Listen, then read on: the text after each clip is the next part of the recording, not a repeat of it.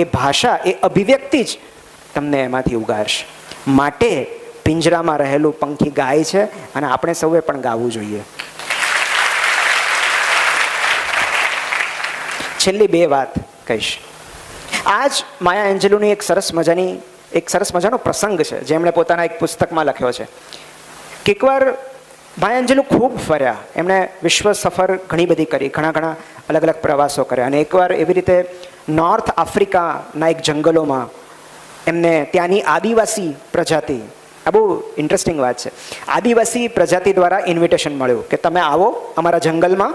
એ તો બધા જંગલમાં રહેતા હોય કે આવો અમારા જંગલમાં અને અમારી મહેમાન ગતિ માણો.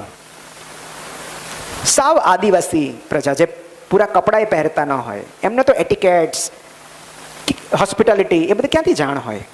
પણ તેમ છતાં માયા એન્જેલોએ એમનું આમંત્રણ સ્વીકાર્યું અને સાંજે એ જે રિમોટ પ્લેસ હતું, એક દૂર આવેલું જંગલ, ત્યાં પહોંચી ગયા. એક ઝાડની નીચે જે આજુબાજુ ખૂબ બધા વન્ય જીવો, જીવજંતુઓ હતા, એવી જગ્યાએ એમને બેસાડવામાં આવ્યા. બહુ પ્રેમથી બેસાડવામાં આવ્યા. અને જે ગામના બધા ગ્રામ્યજનો હતા, સ્થાનિક વાસીઓ હતા, એ બધા સામે બેઠા. અને ત્યારે માયા એન્જેલોએ જોયું કે એમના પગની આજુબાજુ ખૂબ બધા વંદા ફરી રહ્યા છે. ઘણી બધી સ્ત્રીઓને વંદાનો ડર લાગતો હોય છે.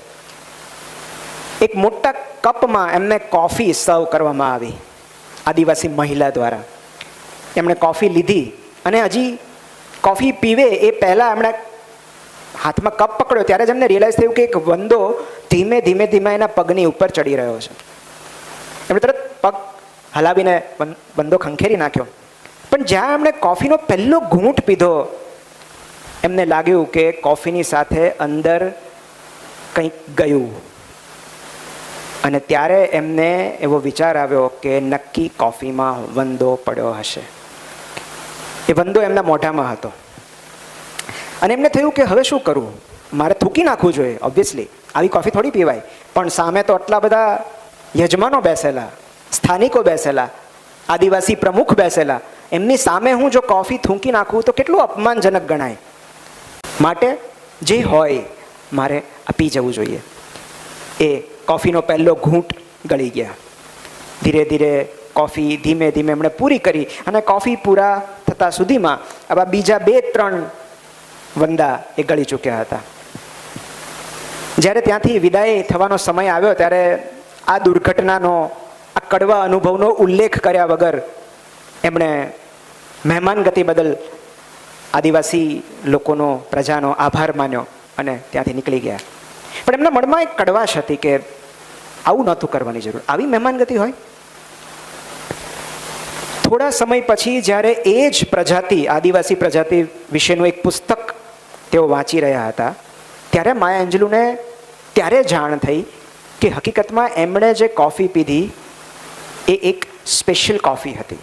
આદિવાસી પ્રજાતિ પોતે ગરીબ હોવા છતાં જ્યારે કોઈ મહેમાનનું સ્વાગત કરવાનું હોય ત્યારે એમની જે કોફી બનાવે એમાં કિશમિશ કે ઇલાયચી નાખતા હોય છે.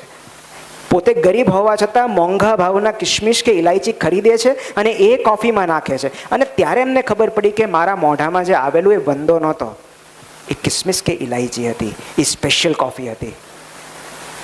અને ત્યારે એમને રિયલાઇઝ થયું કે મારી આસપાસની વાસ્તવિકતા, એને કારણે મારા વિચારો કેટલા બધા, એને મારી તોડી મરોડી નાખ્યા. એ વાસ્તવિકતાએ મારા વિચારોને તોડી મરોડી નાખ્યા. અને ત્યારે એમણે લખ્યું કે આપણી ધારણા, માન્યતા કે પૂર્વગ્રહો કરતાં સામેવાળાની નિયત અનેક ગણી વધારે સાફ હોય છે. અને આ વાત એમણે જ્યારે પોતાના પુસ્તકમાં લખી છે ત્યારે જાણે દીકરીને સામે બેસાડીને કહેતા હોય એમ એનું ટાઇટલ છે કે બેટા, લોકોની નિયત પર ક્યારેય શંકા ન કરતી. એક બાજુ આપણને એવું કહેવામાં આવે છે કે અજાણ્યા પાસેથી ચોકલેટ નહીં લેવાની, અને બીજી બાજુ આપણને એવું કહેવામાં આવે છે કે કોઈએ પ્રેમથી પીરસેલું અન્ન એનો અનાદર નહીં કરવાનો, એ ઈશ્વરનો પ્રસાદ છે એવું સમજીને ખાઈ લેવાનું.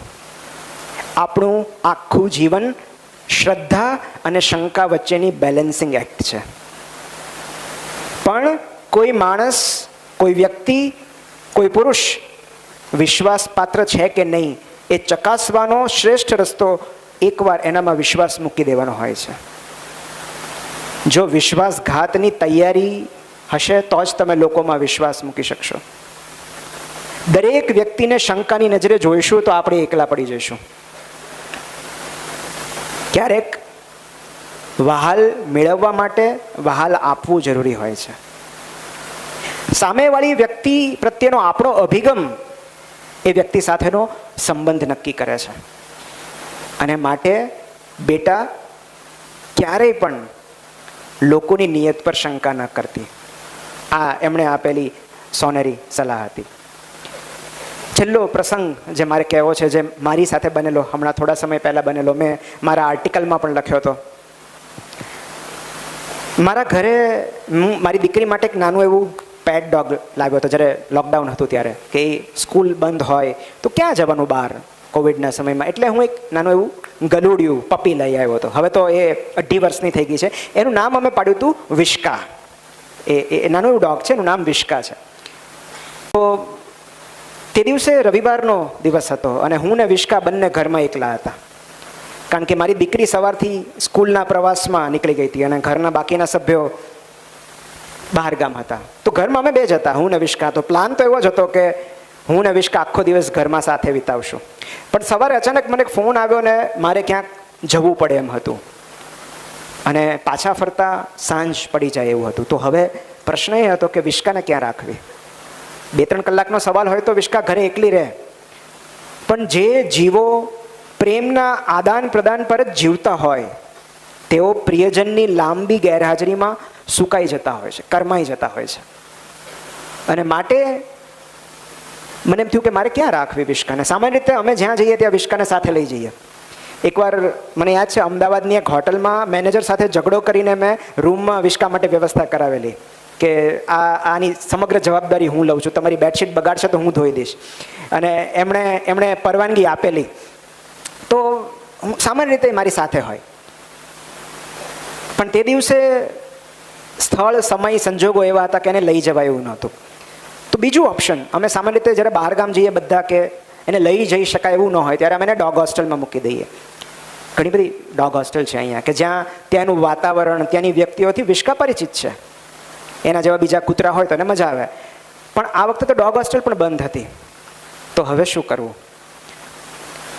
ત્યારે મને અચાનક મારી હોસ્પિટલ સ્ટાફ હેતલ યાદ આવી. અમારી સાથે હોસ્પિટલમાં છે. હેતલ પ્રખર પ્રાણી પ્રેમી. અને માત્ર હેતલ નહીં, અમારા હોસ્પિટલના ઘણા બધા સભ્યો, દીપમાલા છે, આશીષ છે, પારુલબેન છે, અમને તો ખબર હશે, એ બધા ખૂબ સજીવો પ્રત્યે સંવેદનશીલ, એનિમલ લવર્સ. કારણ કે જેમને પ્રાણી પ્રત્યે સંવેદના નથી, મૂંગા જીવો પ્રત્યે સંવેદના નથી, એમને મનુષ્ય પ્રત્યે કઈ રીતે હોઈ શકે? અને માટે જ એ લોકો મારી સાથે હોસ્પિટલમાં છે.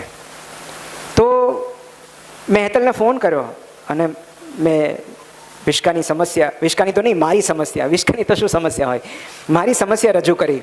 મને કે કંઈ વાંધો નહીં સર, હું ઘરે જ છું, તમે વિશ્કાને મૂકી જાઓ. અને મને થયું કે હાશ, ચલો, મારું એક બહુ મોટી મુશ્કેલીનું નિરાકરણ આવી ગયું.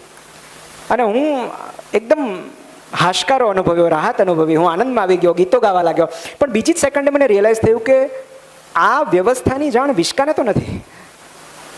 એને હું કઈ રીતે સમજાવીશ કે તારે કોઈ અજાણ્યા ઘરમાં અપરિચિત ફળિયામાં જવાનું છે? એ તો હેતલને બરાબર ઓળખતી પણ નહોતી. અને મારી સમસ્યાઓ વધી. મેં એને બેલ્ટ પહેરાવ્યો. હવે એને બેલ્ટ પહેરાવ્યો એટલે સમજી જાય કે મને બહાર લઈ જવાના છે. એટલે જેવો મેં એને બેલ્ટ પહેરાવ્યો એ રાજી થઈ ગઈ, ગેલમાં આવી ગઈ, મને ચાટવા લાગી, વહાલ કરવા લાગી, જાણે બહાર લઈ જવા માટે મારો આભાર વ્યક્ત કરતી હોય. અને મારી તકલીફો વધવા લાગી. હું ગાડીમાં બેઠો, મારી બાજુની સીટ પર એ બેઠી અને જીભ બહાર કાઢીને જ્યારે બારીની બહારનું દ્રશ્ય જોઈ રહી હતી ત્યારે મારા મનમાં એક જ વિચાર ઘુમરાયા કરતો હતો કે હું આની સાથે વિશ્વાસઘાત કરવા જઈ રહ્યો છું. પણ મારી પાસે બીજો કોઈ વિકલ્પ નહોતો. અમે હેતલના ઘરે પહોંચ્યા. મારા ભરોસે એ વિશ્કા સાવ અપરિચિત ફળિયામાં આવી, હેતલના ઘરે આવી, ફક્ત મારા ભરોસે.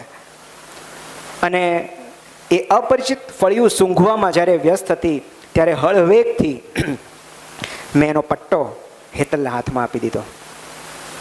અને એનું ધ્યાન નહોતું ત્યારે હેતલે મને કહ્યું કે સર તમે નીકળી જાઓ, એ જોઈ જશે તો તમને જવા નહીં દે.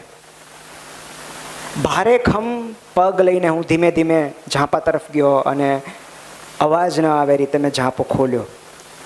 હું બહાર નીકળી ગયો અને હળવેથી ઝાંપો બંધ કર્યો, પણ થોડોક અવાજ થયો ને તરત વિશ્કાએ પાછળ ફરીને જોયું. એણે જોયું કે હું ઝાંપાની પહેલે પાર નીકળી ગયો છું. એ દોડી હેતલના હાથમાંથી પટ્ટો છોડાવીને સીધી ઝાંપા તરફ દોડી અને ઝાંપાની આ બાજુ આવીને ઊભી રહી ગઈ. એ વખતે ઝાંપાની પહેલે પાર ઊભેલી વિશ્કાની એ આંખો હું ક્યારેય ભૂલી નહીં શકું. એની એ આંખોમાં ફરિયાદ નહોતી, આઘાત હતો. છેતરપિંડીના ભોગ બન્યાનો આઘાત. હું ગાડીમાં બેઠો અને મેં ગાડી સ્ટાર્ટ કરતા પહેલા એક નજર ફરી ઝાંપા તરફ કરી. વિશ્કા ત્યાં જ ઊભેલી હતી અને એકી ટસે મને જોયા કરતી હતી. પણ ત્યારે એના મુખેથી ન નીકળેલા શબ્દો હું સાંભળી શક્યો કે નિમિત્ત તે પણ મારી સાથે વિશ્વાસઘાત કર્યો તે. અને ત્યારે મનોમન મેં એને પ્રોમિસ આપેલું કે બેટા પ્રોમિસ, સાંજે લઈ જઈશ તને. સાંજે જ્યારે હું પાછો ફર્યો ત્યારે બહુ મોડી રાત થઈ ચૂકી હતી, પણ મેં મારું વચન નિભાવ્યું. હું ગયો એને લેવા અને મને જોઈને એ વળગી પડી.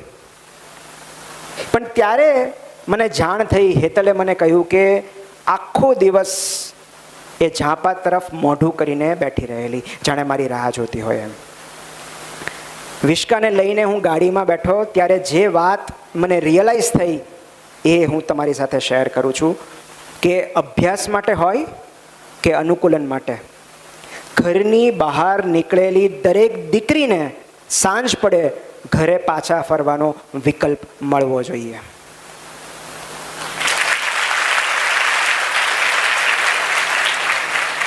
તો એ અપરિચિત ફળિયું, એ અપરિચિત વ્યક્તિ, એ અપરિચિત ઘર તમને ગમી જાય તો ઉત્તમ, પણ ધારો કે ન ગમે તો એ કહેવાની જવાબદારી અને સમયસર કહેવાની જવાબદારી દરેક પિતા, દરેક માતા, દરેક શિક્ષકની છે કે બેટા પ્રોમિસ, સાંજે લઈ જઈશ તને.